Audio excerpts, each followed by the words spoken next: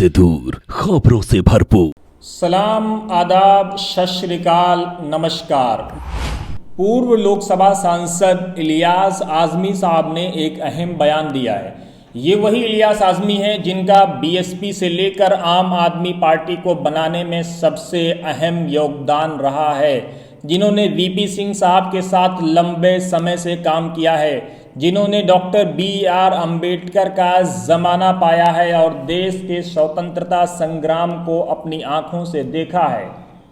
इलियास आज़मी साहब ने एक वीडियो मैसेज जारी किया है जिसमें उन्होंने कई अहम सवाल खड़े किए हैं। उसमें उन्होंने ये भी बताया है कि करप्शन में बीवियां कैसे हेल्पफुल होती हैं, कैसे वो करप्शन के लिए प्रेरित करती हैं।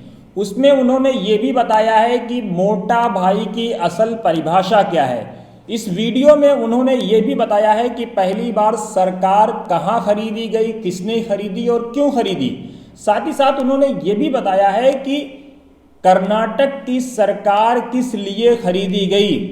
भाजपा ने जो सरकारों के खरीदने का सिलसिला शुरू किया है उसका कारण क्या है। उसमें उन्होंने बीजेपी के जरिए से अलग अलग प्रदेशों में, खास तौर से दिल्ली और दिल्ली के बाद अलग अलग प्रदेशों में जो बड़े बड़े टावर्स खड़े किए गए हैं ऑफिसेस की शक्ल में, उस पर भी उन्होंने बहुत सारे सवाल किए हैं और उन सवालों का जवाब भी खुद ही दिया है। आइए सुनते हैं इलियास आज़मी साहब ने क्या कुछ कहा। लेकिन उससे पहले हम आपको यह भी बता दें कि इलियास आज़मी साहब ने यह भी कहा है कि कोरोना वायरस को फैलाने में ट्रंप का दौरा कितना हेल्पफुल रहा है। रखियो गालिब मुझे इस तल्ख नवाई से माफ, दर्द मेरे दिल में कुछ आज सेवा होता है। पिछली रात मैंने पंडित मनमोहन मिश्र का एक वीडियो देखा तो रात भर ठीक से नींद नहीं आई और सुबह सवेरे ही हमारे प्रधान सेवक की बहुत याद आई। मैं मनमोहन मिश्र जी से कहता हूँ कि हमेशा बात में कुछ अच्छा अगर जो मुमकिन है तो वो सोचना चाहिए। मैंने अब तक यशोदाबेन के बारे में कुछ नहीं कहा, इसलिए कि मैं समझता था कि आज नहीं बहुत दिन पहले, गुजरात की सत्ता में आने से पहले,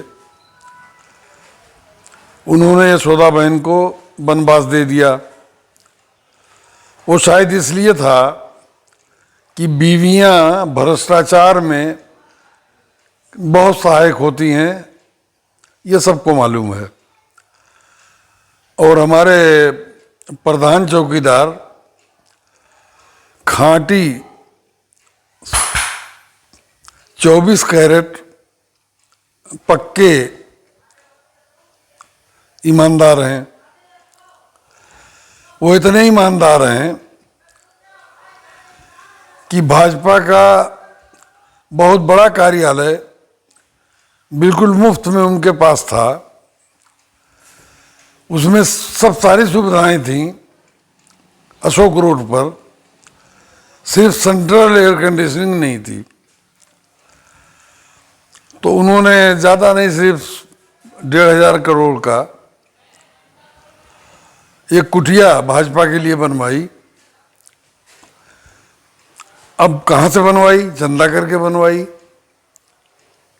या जैसी भी बनवाई हो। सिर्फ इतने नहीं, वो इतने खांटी ईमानदार हैं कि पूरे मुल्क की सूबाई राजधानियों में और ज़्यादातर ज़िलों में बाकायदा ज़मीन खरीदकर भाजपा का कार्यालय बनवाया गया। अब लोग इल्ज़ाम देते हैं भ्रष्टाचार का, ये नहीं देखते कि उनको काम कितना करना पड़ता है। अभी कर्नाटक की सरकार कुछ दिन पहले उन्होंने खरीदी थी। सरकारों की खरीद फरोख्त एक बार हुई है पहले, जब भजन लाल को खरीदा था कांग्रेस ने जनता पार्टी से। उसके बाद से सरकारों की खरीद फरोख्त, अब जानते हैं कि एक कर्नाटक जैसे रिच सूबे की सरकार कितने में खरीदी गई होगी। अभी कोरोना वायरस फैलाने के लिए ट्रंप को उन्होंने बुलाया, कितना पैसा खर्च हुआ होगा। ट्रंप से कहा कि 1 करोड़ आदमी तुम्हारा स्वागत करेंगे। ये बात मैंने नहीं कहा हूं, ट्रंप ने खुद अमेरिका में कही कि 1 करोड़ लोग मोदी जी जुटाएंगे। खैर 1 करोड़ नहीं तो 1 लाख तो थे ही। वहीं से कोरोना फैला। अब कोरोना ट्रंप लेके नहीं आया तो कुछ ही कुर्बानी के बकरे की तलाश थी। जाहिर है कि मुसलमान ही कुर्बानी के बकरा बने हैं। तो 3000 के करीब तबलीगियों को कुर्बानी का बकरा बना दिया गया। पूरी खरीदी हुई मीडिया तबलीगी जमात के पीछे पड़ गई। मध्य प्रदेश की सरकार खरीदनी थी, इसलिए कोरोना के चक्कर उस वक्त छोड़े रखे जब तक मध्य प्रदेश की सरकार खरीद के और उसको शपथ दिलाए के सत्तारूढ़ नहीं करा दिया। तो काम भी तो हैं, लोग सिर्फ नुक्ताचीनी करते हैं, काम नहीं देखते कि कितने बड़े बड़े काम कर रहे हैं। सबसे ज्यादा जोर मिश्रा जी ने गुजरातियों पर दिया था। ये बिल्कुल सही है कि 2 आदमी जो सरकार चला रहे हैं, एक प्रधान चौकीदार और एक उनके साथी मोटू भाई। मोटू भाई का नाम इसलिए मैंने लिया कि जब जनता दल बन रही थी तो मैं उसमें शामिल था। तो उस वक्त चौधरी देवीलाल जी अरुण नेहरू को मोटू कहा करते थे। मुझसे 3-4 बार कहा उन्होंने। हर सरकार बनाने घटाने में कोई मोटू का अहम किरदार होता है। तो प्रधान चौकीदार और मोटू भाई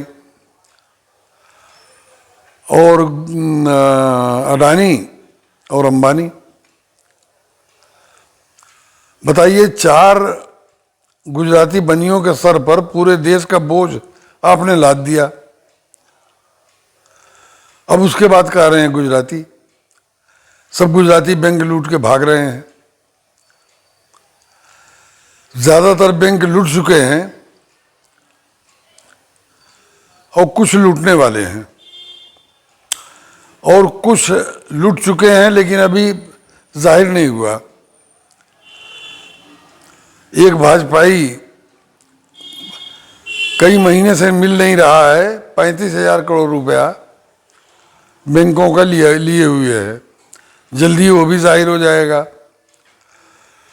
इस 4 साल में शायद किसी बैंक में जो हमारा आपका पैसा है वो शायद रद्दी कागज का टुकड़ा होने वाला है।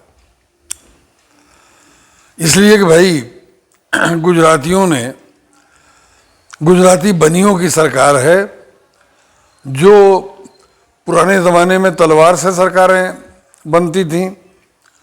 आर्यन आए, उन्होंने तलवार से फतह किया। उसके बाद यूनानी आए, उन्होंने पंजाब, सिंध, गुजरात और राजस्थान 4 सूबे तलवार से फतह किए। और वहीं से ये नस्ल निकली है वैश की, उन्हीं के औलाद हैं, उन्हीं यूनानियों की। 4 सूबों के बाहर जिनका मूल है उसमें सब बैकवर्ड हैं, कोई वैश्य नहीं है। वैश्य वही है जिसका संबंध या तो खत्री कम्युनिटी से हो, या मारवाड़ी कम्युनिटी से हो, या गुजराती या सिंधी। तो यूनानी आए, उन्होंने कब्जा किया। कुषाण आए, हूण आए, अरब आए, तुर्क आए, पठान आए, मुगल आए, अंग्रेज आए। तो इस वक्त पहले तलवार से कब्जा होता था, अब बुद्धि से होता है। अब गुजराती बनियों ने कब्जा किया है मुल्क पर, तो बैंक नहीं लूटेंगे, गरीब नहीं लूटेंगे, गरीबों को 1,000 किलोमीटर पैदल नहीं चलना पड़ेगा, रेल से नहीं कटेंगे, सड़क पर नहीं मरेंगे, सड़क पर उनकी औरतें बच्चे नहीं देंगी, तो और क्या होगा? आखिर बुद्धि तो खर्च हुई होगी। मामूली काम किया है हमारे प्रधान चौकीदार ने। करोड़ों इंसानों के दिमागों में गाय का गोबर भरना कोई मामूली काम है? गोमूत्र भरना ताकि गोबर सूख न जाए, दिमागों के अंदर पहुंचाना, ये कोई मामूली काम है? इतना बड़ा काम तो ना औरंगजेब कर पाया, ना अकबर कर पाया, ना अशोक महान कर पाया। अब लोगों को ये अकेले यशोदाबेन की फिक्र पड़ी है। मोदी जी तो 10 करोड़ मुस्लिम महिलाओं की हमदर्दी में घुले जा रहे हैं। आप एक यशोदाबेन की बात कर रहे हैं। 10 करोड़ मुस्लिम महिलाओं के गम में दुबले, इस वक्त उनका वजन घटा है, वो और किसी वजह से नहीं घटा है। एक तो मेहनत बहुत की उन्होंने मुस्लिम महिलाओं को इंसान बनाने के लिए, और दूसरे करोड़ों इंसानों के दिमागों में गाय का गोबर भर देना, ये कोई मामूली काम है? तो मैं पंडित मनमोहन मिश्रा जी से और जो लोग हैं उनसे कहूँगा कि मेहनत देखिए, काम देखिए। अब इलियास आदमी साहब की बातों को सुनिए, आप खुद फैसला कीजिए कि इसमें कितनी सच्चाई है, इसमें क्या कुछ है। जो अच्छी बातें जहां से भी आए आप वहां से लेने की जरूर कोशिश कीजिए, लेकिन पहले आप इसको जांचिए, तौलिए, परखिए। दोस्तों, अगर हमारा एपिसोड आपको पसंद आया हो तो जरूर आप इसको शेयर करें, लाइक करें, सब्सक्राइब करें, और सब्सक्राइब करते वक्त राइट साइड में घंटी का बटन दबाना ना भूलें, ताकि वतन समाचार के माध्यम से सही और सटीक जानकारी बिना किसी ब्रेक के आप तक पहुंचती रहे। जय भारत, जय संविधान।